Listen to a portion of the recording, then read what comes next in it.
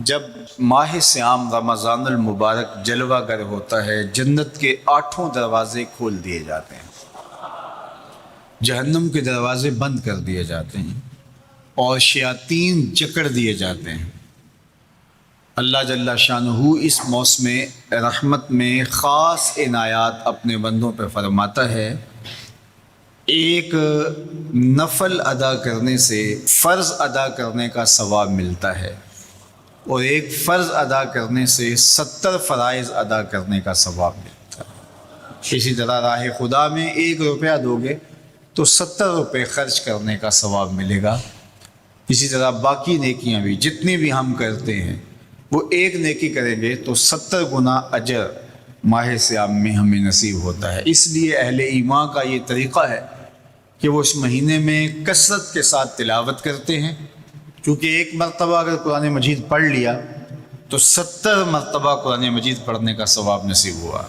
ماہ صیام میں چونکہ شیطان بندھا ہوا ہوتا ہے، تو ہم اپنے آپ کو نیکی کی طرف اگر لانا چاہیں تو اتنی رکاوٹیں نہیں ہوتی جتنی عام دنوں میں ہوتی ہیں، لیکن اس کے باوجود بہت سارے لوگ ہیں جو رات کو بڑا پکا ارادہ کر کے سوتے ہیں کہ میں صبح وقت پہ اٹھوں گا اور نوافل بھی پڑھوں گا اور نماز بھی ادا کروں گا، لیکن جب صبح ہوتی ہے تو انہیں یا تو جاگ نہیں آتی یا نیند سے بیدار ہو جاتے ہیں، بستر سے اٹھا نہیں جاتا۔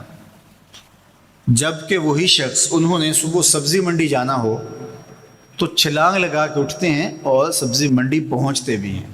سستی، طبیعت کا کسل نہیں ہوتا۔ عمومی طور پہ ہم اپنے آپ کو بیمار تصور کر لیتے ہیں اور سستی اور کسل کا نام دے کر کے، بہانہ دے کر کے ہم کہتے ہیں کہ بس کیا کریں، ہم کو ارادہ کرتے ہیں روز لیکن ہم سے اٹھا نہیں جاتا، بس طبیعت اس طرح کی ہے، کسل ہے، سستی ہے۔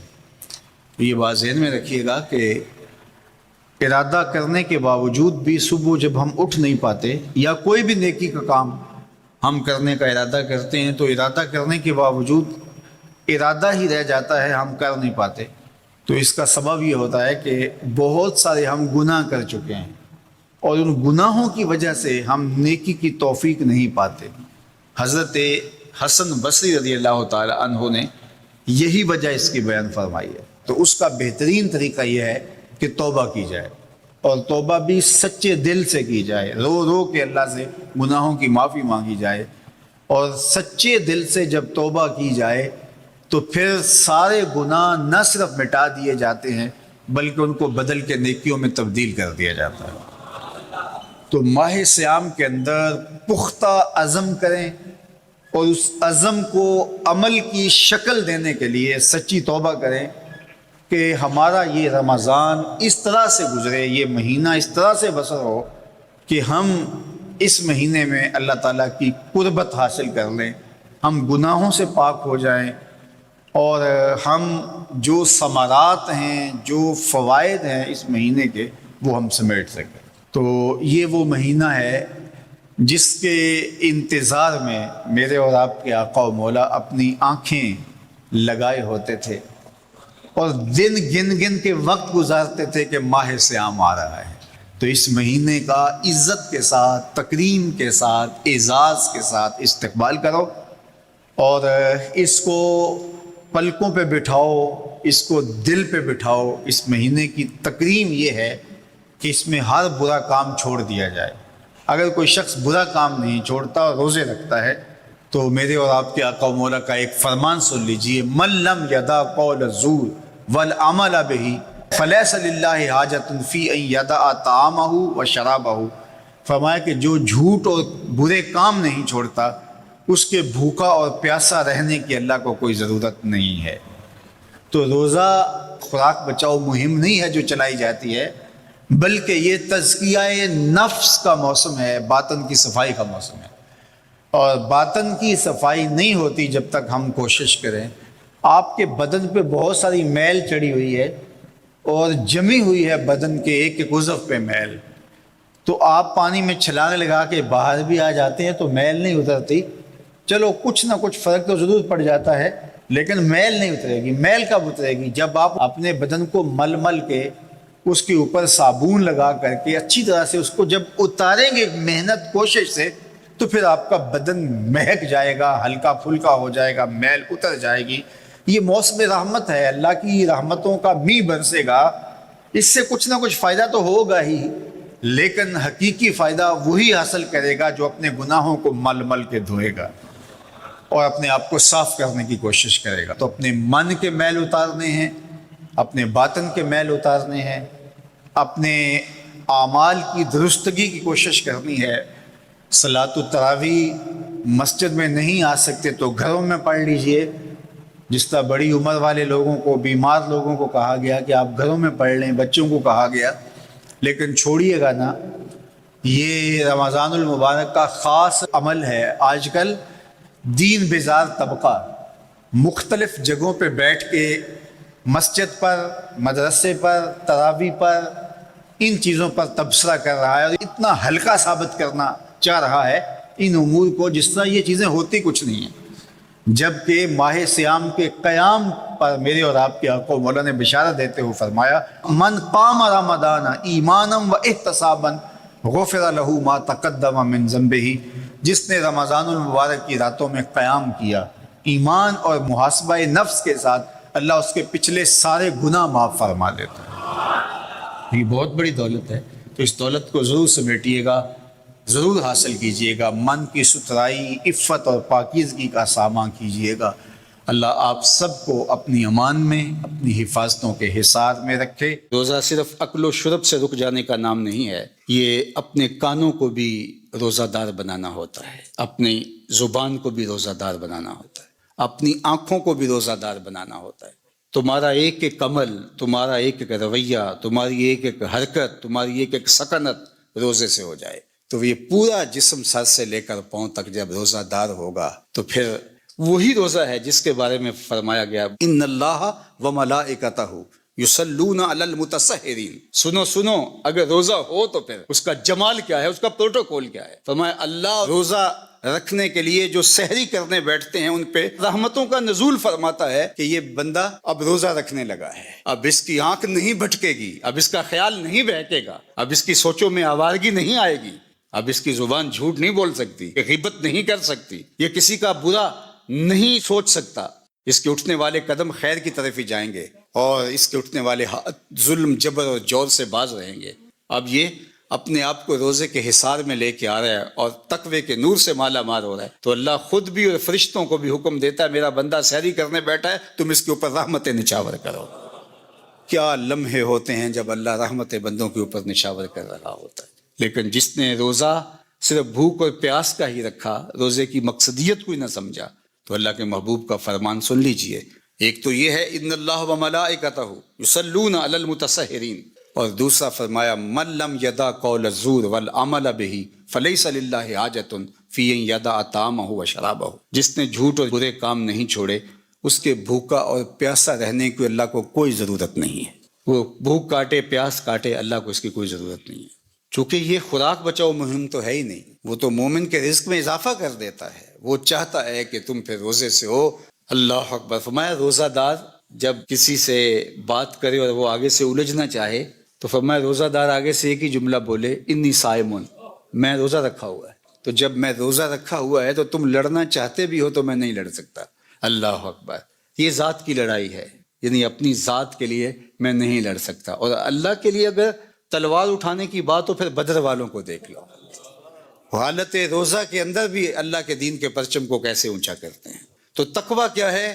تقویٰ اپنے آپ کو ان گناہوں سے بچانا ہے جو اللہ جل شانہ کی ناراضگی کا سبب و ذریعہ ہوتے ہیں۔ سورہ طلاق میں ارشاد فرمایا وَمَن يَتَّقِ اللَّهَ يَجْعَل لَّهُ مِنْ أَمْرِهِ يُسْرًا، جو تقویٰ اختیار کرتا ہے پھر اللہ جل شانہ اس کے کام آسان فرما دیتا، زندگی سوکھی ہو جاتی ہے، اس سے ڈرنے والا پھر کسی اور سے نہیں ڈرتا، اس کی فرما برداری کرنے والا آسودگی میں زندگی بسر کرتا ہے۔ پھر ارشاد فرمایا یا ایھا الذین آمنوا ان تتقوا اللہ، اے ایمان والو اگر تم اللہ سے ڈرنے لگ جاؤ گے، تقوی اختیار کرنے لگ جاؤ گے تو پھر کیا ہوگا؟ یجعل لکم فرقانا، وہ تمہیں فرقان عطا کر۔ فرقان کیا ہے؟ حق و باطل میں تمیز کرنے کی صلاحیت نصیب ہو جانا، اچھائی برائی میں نکھیڑا کرنے کی صلاحیت کا مل جانا۔ کئی لوگوں کو ساری زندگی معرفت ہی نہیں ہو پاتی کہ اچھائی کیا ہے اور برائی کیا ہے۔ میں نے پڑھے لکھے لوگوں کو بھی دیکھا ہے کہ ایک جاہل بابے کے جا کے قدموں میں بیٹھے ہوئے ہوتے ہیں۔ ایسے لوگ کہ جو اچھے مسلمان تو دور کی بات ہے، اچھے انسان کہلانے کے بھی لائق نہیں ہیں، جنہوں نے جنابت کا غسل بھی نہیں کیا ہوتا، تو کچھ لوگ ان کو بھی اللہ کا ولی سمجھ رہے ہوتے ہیں۔ کیوں سمجھ رہے ہوتے ہیں؟ اس لیے کہ یہ خود متقی نہیں ہے، اللہ ان کو امتیاز کرنے کی صلاحیت ہی عطا نہیں کرتا۔ تو فرمایا کہ اگر کوئی تقوی کے نور سے مالا مال ہو جاتا ہے، اللہ اس کو فرقان عطا کرتا ہے، اور یہ بہت بڑی دولت اللہ کسی بندے کو عطا فرمائے، اور وہ کیا ہے؟ حق اور باطل میں تمیز کی صلاحیت، خیر اور شر میں امتیاز کی صلاحیت۔ یہ اللہ اس شخص کو عطا فرماتا ہے جو اتقاء کے نور سے مالا مال ہوتا ہے۔ وَيُكَفِّرْ عَنْكُمْ سَيِّئَاتِكُمْ، اللہ تقوی کی برکت سے تمہارے سارے گناہوں کو معاف بھی فرما دیتا ہے، تمہیں ستھرائیاں دے دیتا ہے۔ وَيَغْفِرْ لَكُمْ، اور اللہ تمہیں معاف بھی فرما دیتا ہے اور تمہیں غفران و رحمت کے پردوں میں بھی ڈھانپ لیتا ہے۔ وَمَن يَتَّقِ اللَّهَ يَجْعَل لَّهُ مَخْرَجًا، جو اللہ سے ڈرنے لگ جاتا ہے، تقوی اختیار کرنے لگ جاتا ہے، اللہ اس کے لیے مخرج پیدا کر دیتا ہے۔ کچھ لوگ مصیبت میں پھنستے ہیں، پھر ساری زندگی اس سے نکل ہی نہیں پاتے۔ اللہ فرماتا ہے جو تقوی اختیار کرتا ہے، مشکلوں سے نکلنے کا اسے ہم راستہ عطا فرماتے ہیں۔ بڑی سے بڑی مصیبت سے بھی وہ آسانی سے نکل جاتا ہے، اس کے لیے ہم یہ کرم نوازی اور یہ رحمت اور یہ مدد اور یہ نصرت فرمائی ہے۔ وَيَرْزُقْهُ مِنْ حَيْثُ لَا يَحْتَسِبُ، اور اللہ اس کو وہاں سے رزق دیتا ہے جہاں سے گمان بھی نہیں ہوتا، اسے تصور بھی نہیں ہوتا کہ یوں بھی وہ رزق کے دروازے کھول سکتا ہے۔ تو فرمایا اللہ سے ڈرنا سیکھ لو، پھر تمہاری مشکلوں میں وہ راستے بھی کشادہ فرمائے گا، اور اللہ جل شانہ تمہارے لیے اپنی کرم نوازیوں کے در بھی کھول دے گا۔ اے ایمان والو، تمہارے اوپر روزے فرض کیے گئے ہیں جس طرح تم سے پہلوں پہ فرض کیے گئے تھے۔ روزے کیوں فرض کیے گئے ہیں؟ لعلکم تتقون، تم متقی بن جاؤ، پرہیزگار بن جاؤ۔ تو ہمارا رب ہمیں متقی دیکھنا چاہتا ہے۔ حضرت سیدنا علی المرتضیٰ رضی اللہ تعالی عنہ نے تقوی کی خوبصورت تعریف ارشاد فرمائی ہے۔ ہی الخوف من الجلیل، یہ اس عالی مرتبت ذات باری کے خوف کا نام ہے، اللہ سے ڈرنے کا نام ہے تقوی۔ وہ صرف ہمارا خالق ہی نہیں، ہمارا مالک و رب ہی نہیں، ہمارا محبوب بھی ہے۔ والذین آمنوا اشد حبا للہ، ایمان والے اپنے رب کو ٹوٹ کے چاہتے ہیں، شدید محبت کرتے ہیں اپنے رب سے۔ تو جس سے محبت کی جائے تو اس کی ناراضگی سے ڈرا جاتا ہے، اس کے تو تھوڑے سے تیور بدل جائیں، اس کا التفات کم ہو جائے تو زندگی اجڑنے لگتی ہے۔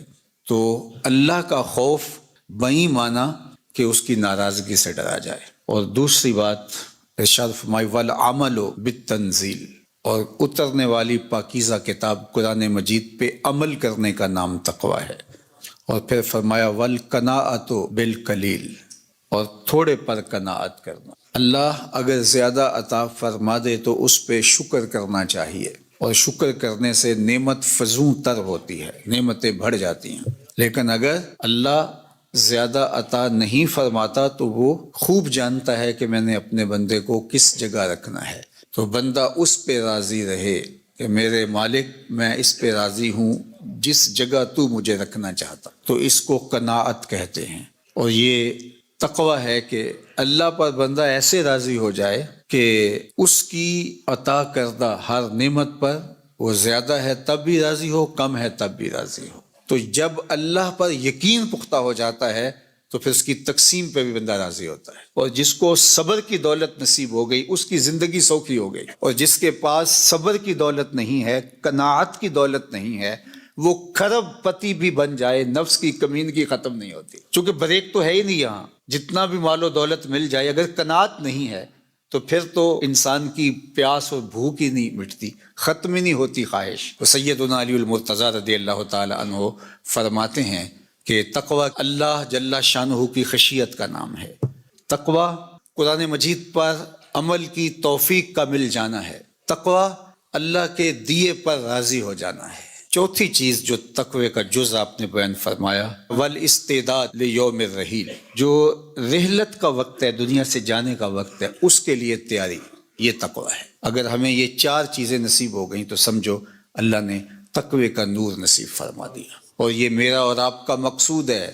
ہمیں جن نیکیوں کی ترغیب دی گئی ہے ان میں سے سب سے بڑی نیکی ہے کہ ہم تقوی اختیار کریں، اور ہمارا رب چاہتا ہے کہ ہم متقی بن جائیں۔ تقوی کی ایک اور تعریف بھی کی گئی ہے، اور وہ بہت خوبصورت تعریف ہے کہ تمہارا رب تمہیں جہاں دیکھنا چاہتا ہے تم وہاں پائے جاؤ، اور تمہارا رب جہاں تمہیں نہیں دیکھنا چاہتا تم وہاں نہ پائے جاؤ۔ تقوی اسے کہتے ہیں۔ تمہارا رب تمہیں مسجد میں دیکھنا چاہتا ہے 5 وقت، تمہارا رب تمہیں خیر کے کاموں میں دیکھنا چاہتا ہے، تمہارا رب تمہیں بیمار کے سرہانے دیکھنا چاہتا ہے، تمہارا رب برہنہ بدن اور بھوک اور پیاس سے تڑپتے ہوئے لوگوں کی مدد کرنے کے لیے ان کی دہلیز پر پہنچا ہوا دیکھنا چاہتا ہے، تمہارا رب تمہیں خیر کے کاموں میں منہمک دیکھنا چاہتا ہے، وہاں تم پائے جاؤ، وہاں سے غیر حاضری نہ ہو۔ اور جہاں تمہارا رب تمہیں نہیں دیکھنا چاہتا تو وہاں تم پائے ہی نہ جاؤ۔ تمہارا رب تمہیں کسی ایسی جگہ پہ نہیں دیکھنا چاہتا جو تمہارے منصب کے لائق نہیں ہے، اس نے تمہیں دستے قدرت سے بنایا ہے۔ اللہ اکبر! تو وہ کیسے اپنے شاہکار کو کسی گندی جگہ پہ دیکھنا چاہے گا، کسی غلاظت کے ڈھیر پہ دیکھنا چاہے گا؟ جہاں بدکاریوں کا ماحول ہوگا وہ اپنے شاہکار کو وہاں کیسے دیکھنا چاہے گا؟ تو تقوی یہ ہے جہاں تمہارا رب تمہیں دیکھنا چاہے وہاں تم پائے جاؤ، اور جہاں تمہارا رب تمہیں نہ دیکھنا چاہے وہاں تم موجود نہ پائے جاؤ۔